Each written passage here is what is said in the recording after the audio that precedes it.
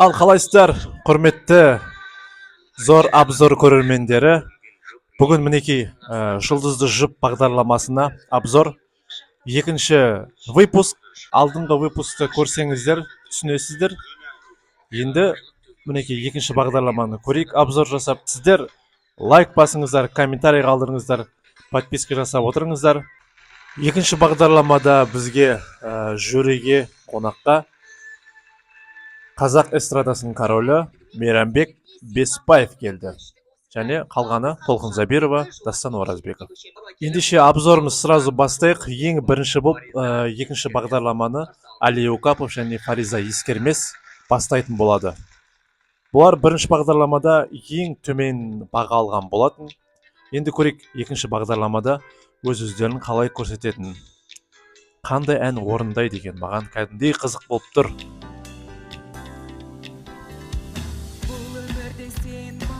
Үңкәрім-ай.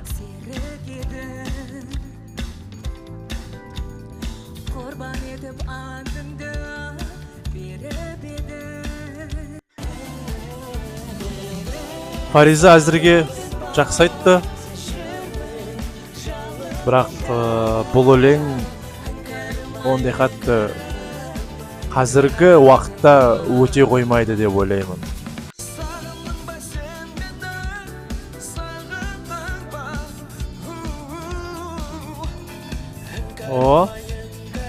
Али жақсы айтып жатыр кәдімгідей.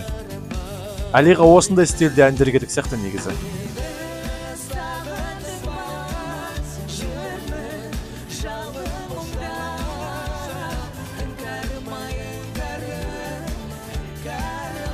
Фариза да кәдімгідей ашылған. Дауысы келіп тұр осы өлеңге.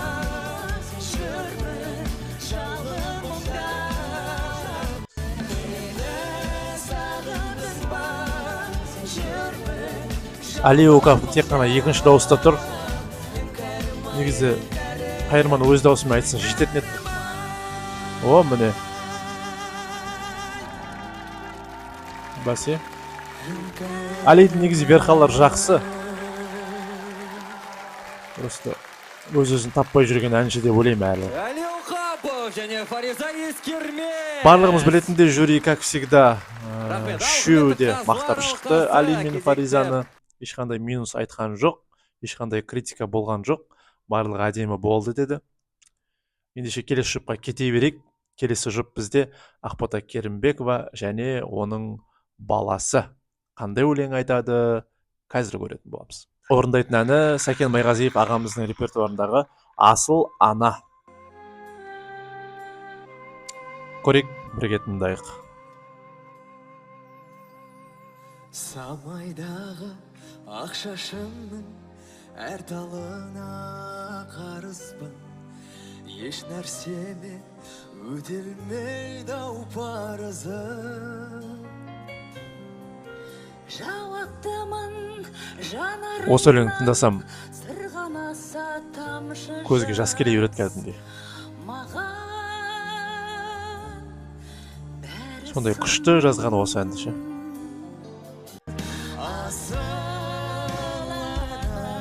Ақбота Керімбекова әпшеміз сәл білініп тұр.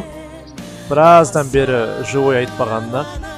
Жалпы алдыңғы бөлімде айтқан Ақбота Керімбекованың живой айтқан бірінші рет көрдім өмірімде деп.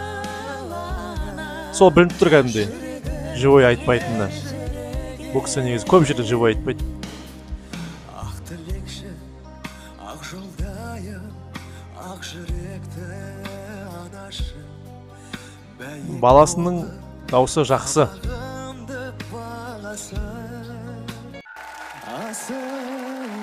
Бір айта кететін жағдай, Ақбота Керімбекова өзінің баласының әнші болуына қарсы болған екен, бірақ сонда да қан жібермейді. Өнер адам болғасын, өнер адамның баласы болғасын, өнер жолын бастапты. Жақсы өнер, ән жақсы айтып шықты. Жюрилары жақсы деп айтты. Ендеше келесі жұпқа кезекті берейік. Клара Төленбаева және оның қызы Айгерім. Орындайтын әндері Садрадиннің хит әні «Жауап барма». Кеттік ендеше бірге тыңдайық.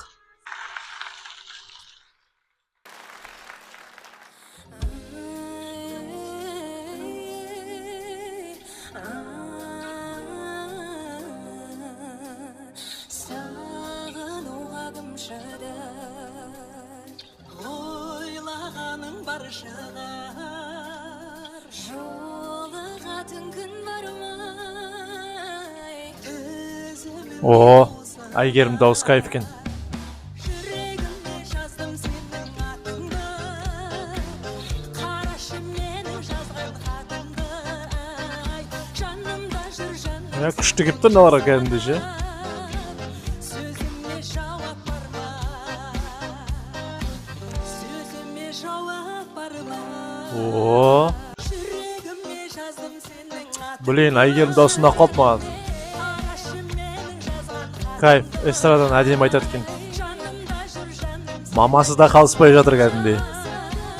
сөзіме жауап бар ма сенсіз күнім жүректің емі бар ма сөзіме жауап Кайф мынау. сөзіме жауап бар ма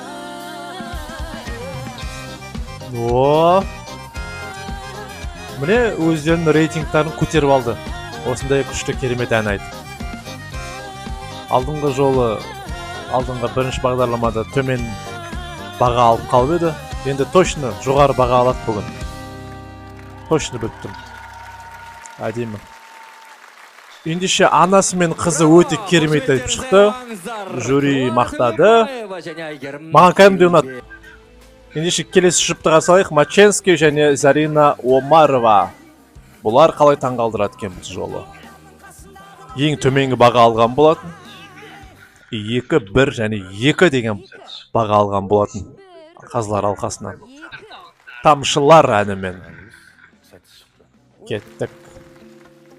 Зарина жақсы айтып шығады деп ойлаймын бұл әнді.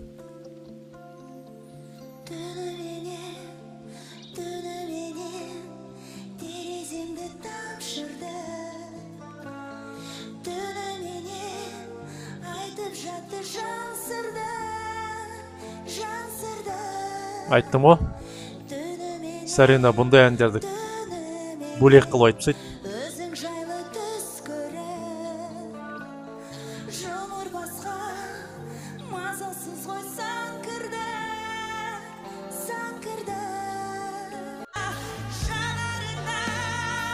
Жақсы. Зарина верхаларда жақсы екен негізі. өз жүрегің өз кеудеңе сыймастан Маченский қалай айтады екен бұл әнді. Маған қызық болып тұр.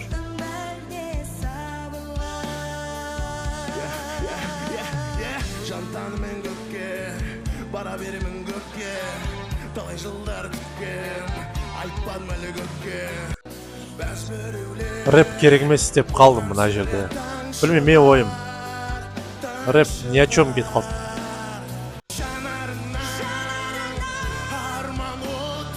О, енді бір-бірін түсінген сияқты кәдімгідей.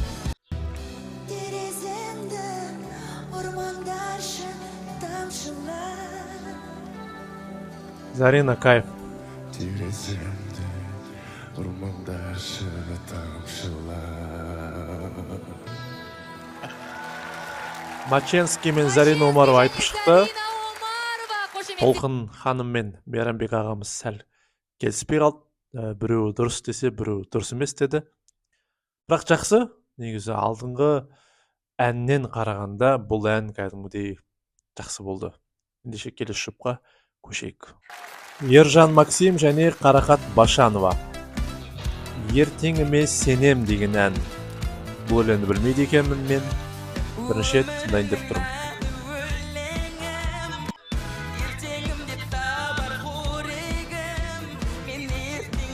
Айгөлек болып жатқан сияқты. өмірімнің күйін шертиме ертең менің Қарақаттың дауысы кәдімгідей күшті негізі. Маған қатты ұнайды. Тәтті дауыстар ғой. бақытқа бастайтын жолға арманым жетер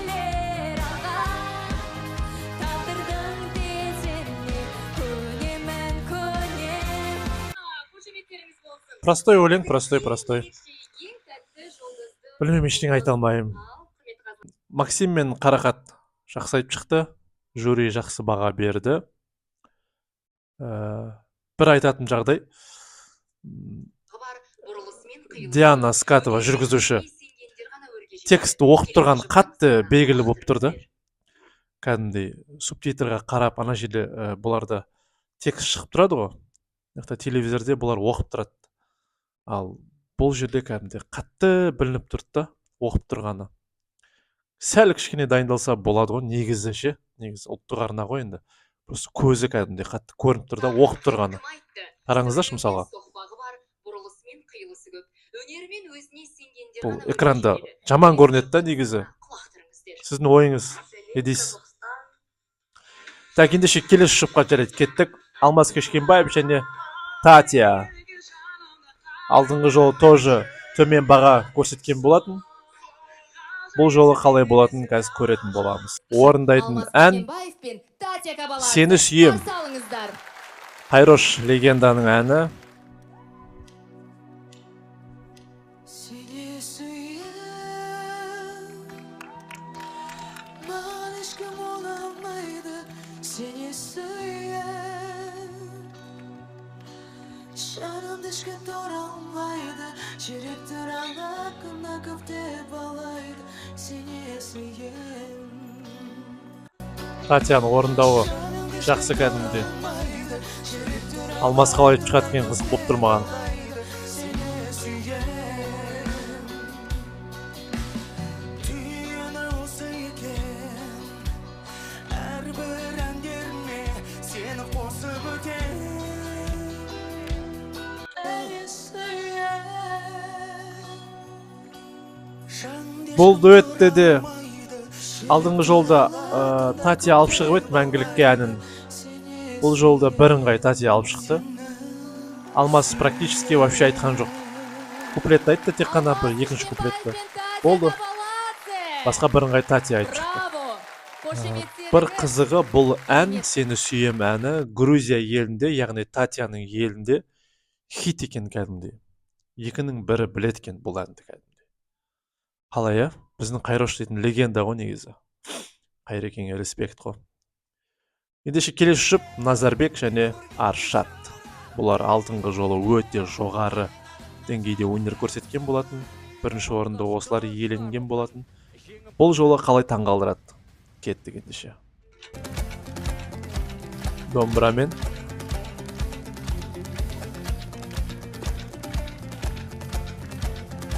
Ақбұлақ.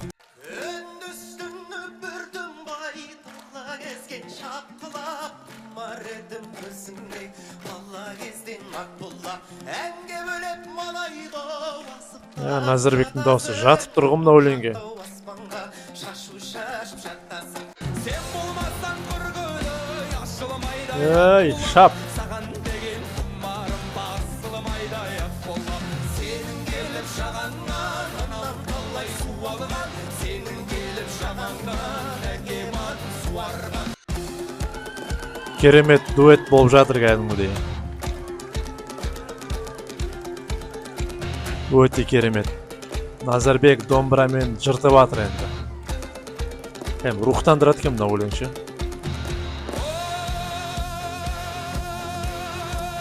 Шексіз жатқан жерімді сүйіп келіп жатасың. Ойыңдағы барыңды күйіп беріп жатасың. Сенің келіп шағаннан анам талай су Назарбек пен Аршат мына өлеңді официально шығару керек деп ойлаймын.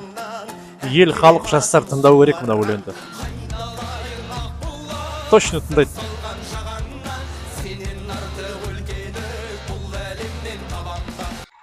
Ай, красавчик. Ризамын. Назарбек пен Аршат өте жоғары деңгейде айтып шықты. Білмеймін, Толқын ханым мен Мейрамбек ағамыз что-то дуэт болған жоқ дейді. Білмеймін, мен бұл жолы келіспеймін. Бір жағынан жюриге кәдімгі таңғалып отырмын. Керемет дуэтті сөйтіп онша емес деп айтқандары. Оның алдында мысалға айтатын болсақ Ақбота Керімбекова, соларға неге солай айтпайды мысалға. мүмкін жастар болғасын, мүмкін ондай қатты танымал емес болғасын, бұларға сондай сын айтып жатыр деп ойлаймын. Негізі көп жерде сондай ғой, танымай ма, оған бәрібір қалай болса солай сөйлей береді. Бірақ өте керемет дуэт болды. Мен келіспеймін олармен. Бірақ мен сөзімді кім тыңдап жатыр, иә? Жарайды, ендеше келесі жұпқа кезек берейік. Ғазизхан және Диана орындайтын әндері «Сүйіктім» дейтін менің жақсы көретін әнім. Көрейік. Бұл әнді бұрын соңды Ғазизхан орындаған болатын. Бұрын Ғазизхан Арман дейтін дуэтте болатын. Сол себепті көп дайындық керек емес болған шығар деп ойлаймын Ғазизханға. Диана күшті айтып шығатын сияқты мына өлеңді. Мен сенем соған.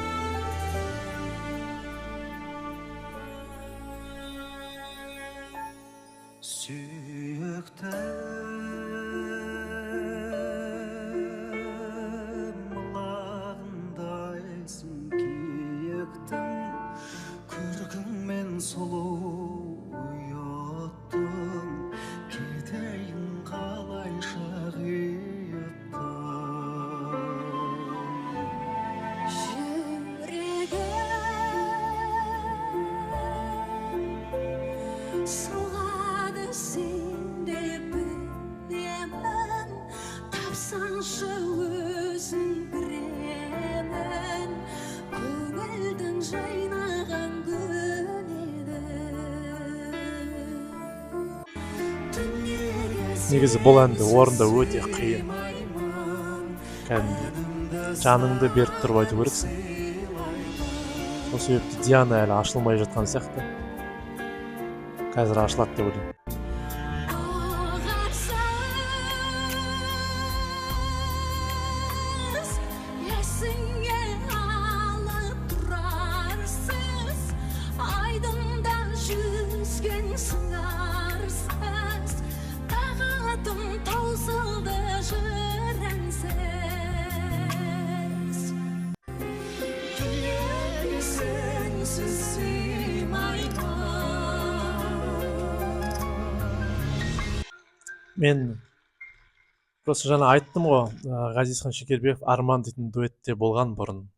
Сол қызбен орындағаны енді бөлек болды. Ол қыз сияқты Диана айтып шыға алмады. Себебі ол қыздың верхалары, жоғарғы ноталары өте керемет болатын. Ал Диана ол ноталарды ала алмады. Именно бір әй дейтін бір жері бар еді. Сол жерді именно күтіп едім мен соңына дейін. Өкінішке орай айта алмады.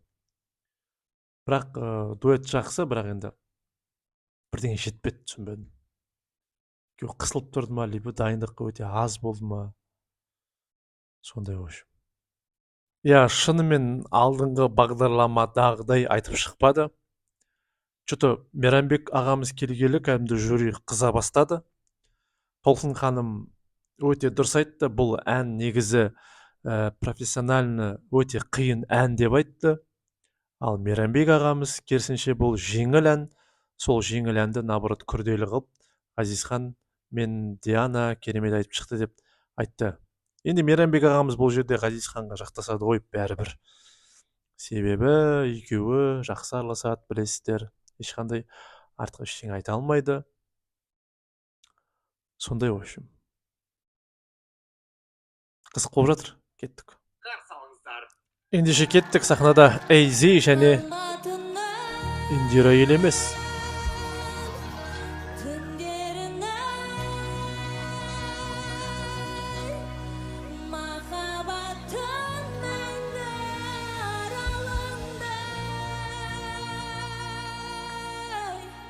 Ажарлы көркін сұлу жаным, бір көремін қалдың. Жүрегім сезген жылу барын, бір көрем сәріқтадым. Басқаша? Тағдырды жүзің ұяң жаным, қолымды көлімдегі, алматының түнін қиялдадым, бақытты күнімдегі. Мына стильде кәдімгі қабылдалмай отырмын. Қайрош ағамыздың орындауында естіп қалғасын әбден. Кәдімгі басқаша ерекше болып жатыр. Сіздерге қалай отыр? Төменге жазып кетіңіздер.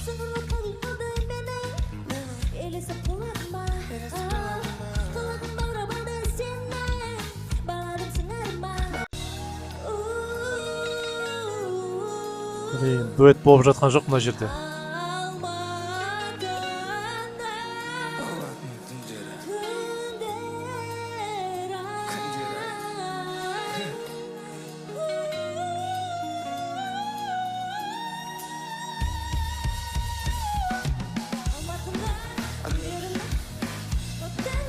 Ё-моё. Не болып жатыр мына жерде, ағайын?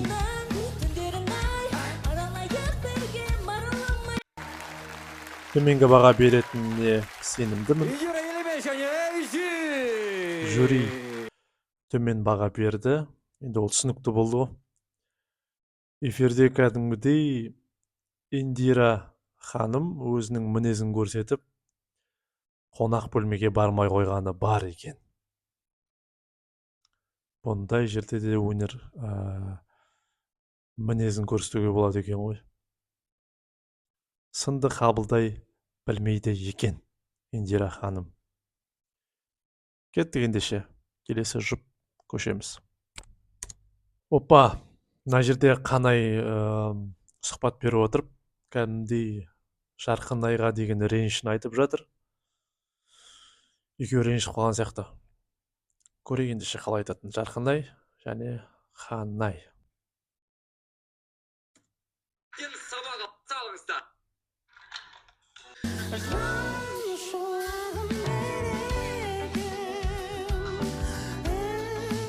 Мына өлеңді бұл жолы Жарқынай ханым таңдаған екен.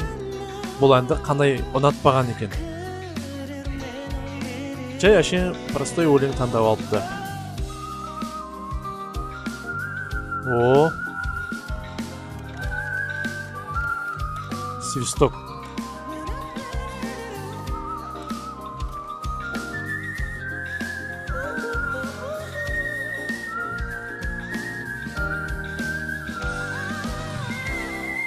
Мәссаған.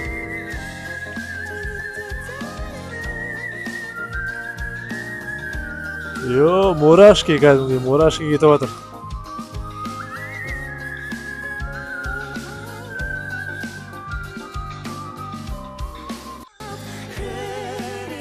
Өлең білмейді екен. Күшті өлең екен бірақ.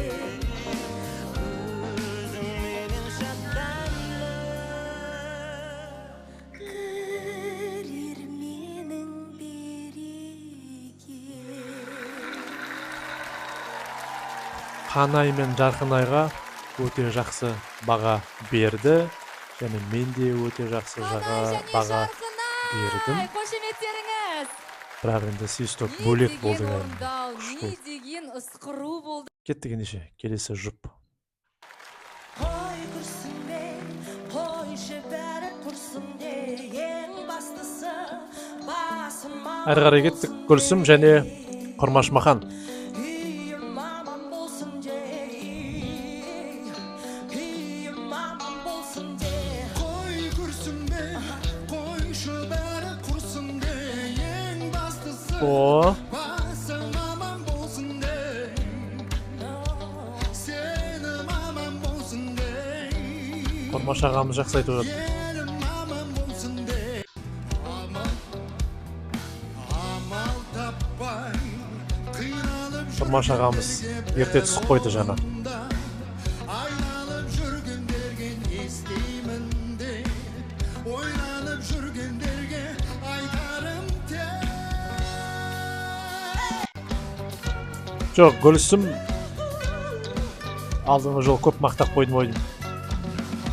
Ол әлем Жоқ, любой өлеңді күшті айтып шығады. алмай жүргендерге, Бірақ онша емес өлең таңдап қалған сияқты алмай жүргендерге, болып қалды. шынымен жерелгендерге.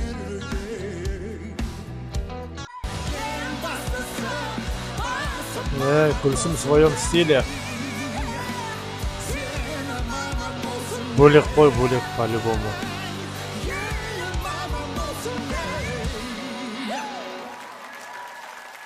Кайф. Құрмаш Махан және Гүлсім Мырзабекова. Ендеше кеттік келесі жұп. Аро.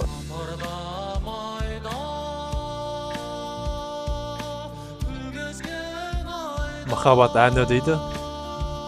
Бұл өлең білмейді екенмін. кешкен айда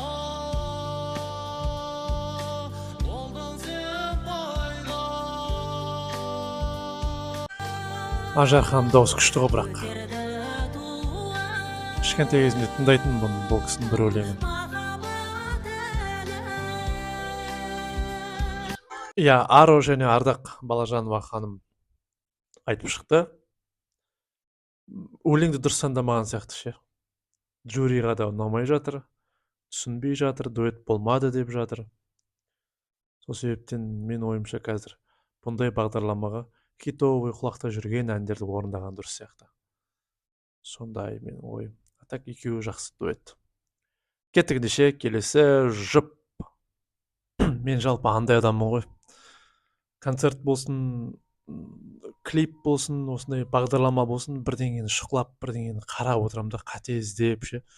Жаңа Айри мен Мадидің видеосын қарап отырмын да, енді Мади кешігіп жатыр.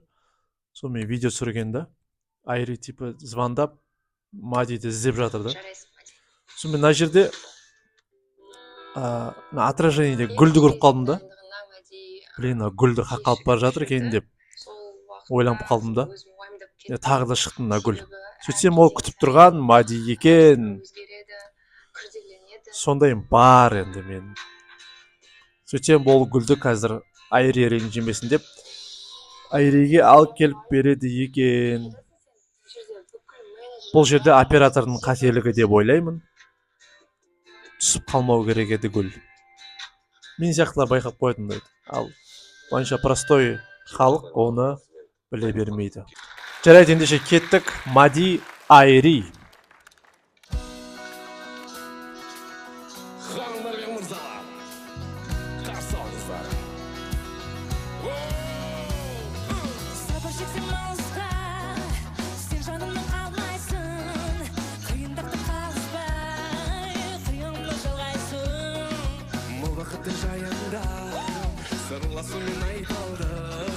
Қарағай мен қайғымдай қатар тұрып жайқалды. О, жақсы дуэт болып жатыр.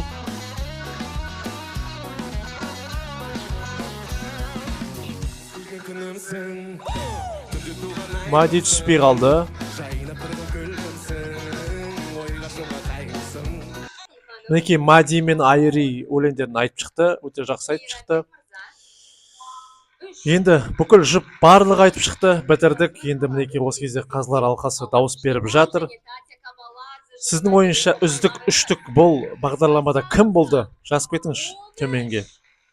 Ал біз қазір төрешілердің және де қарапайым көрермендердің балын қосып үштікті анықтайтын боламыз. Мінекей ел халықтың төрешілердің ойынша үздік үштік Құрмаш Махан, Гүлсім, Жарқынай, Қанай және Алмас Кішкенбаев пен Тати болды. Осындай. Иә, құрметті көрермендер, мінекей екінші бағдарламаны да бітірдік. Ендеше келесі бағдарлама шықсын десеңіздер, сіздерден поддержка керек. Көп лайк басыңыздар, көп комментарий қалдырыңыздар, подписка жасаңыздар, осы видеоны достарыңызға жіберіңіздер. Сіздерден поддержка күтемін, маған көп подписчик керек, просмотр керек, лайк керек. Сіздер мені поддержать етсеңіздер, мен күшті контентті шығара беремін деп ойлаймын. Так что солай, келесі бағдарламада кездескенше сау, сәлеметті болыңыздар.